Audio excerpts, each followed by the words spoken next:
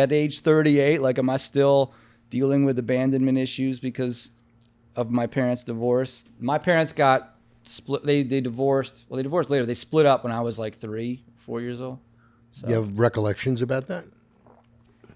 yeah, I mean, I think so. You know, there's certain memories of like them being together that are more, you know, impressionistic than I would say vivid. But inevitably, you know, having parents that split up is a pretty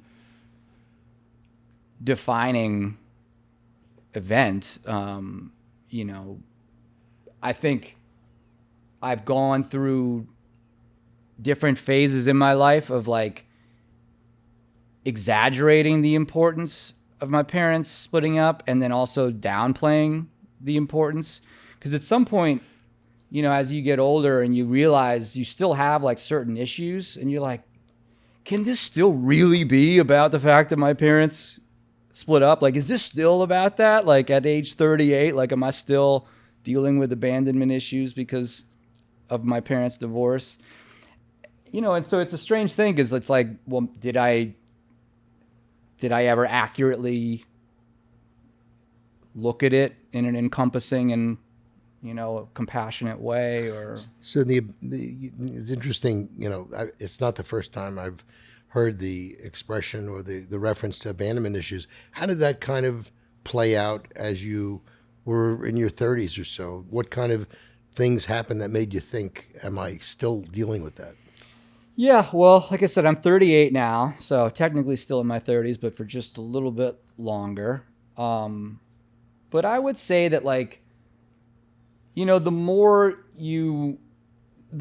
certain like repetitious patterns occur in your life, the harder they become to deny over time. At least in my experience, that like when you see the same thing play out in some other permutation that occurred when I was 25 at 35, it's like you sort of have to, Say, huh? yeah, you have to try to really like appraise it, especially because you just, you know, I personally don't want to keep reenacting these types of things in my life. But I would say that, you know, abandonment issues play out with sort of being hyper vigilant in relationships and wanting to, you know, always waiting for the other shoe to drop and catastrophizing, you know, having all kinds of catastrophizing thoughts and trying to preemptively respond to things in order to minimize how much they would hurt. Would you connect those kind of things with any of your alcohol or drug use? For sure. Yeah. Was that one of the precipitating factors, you think, or was there a lot of other reasons? I mean, that's a mystery, you know, like I don't know. That's sort of the mystery of addiction. And like, cause I mean, I'm, you know, there are people that don't have issues with drugs or alcohol that have, you know, the same backstory as me, but they don't necessarily like have the experience that I have when I drink. So I can't imagine a scenario where it can be reduced to one thing.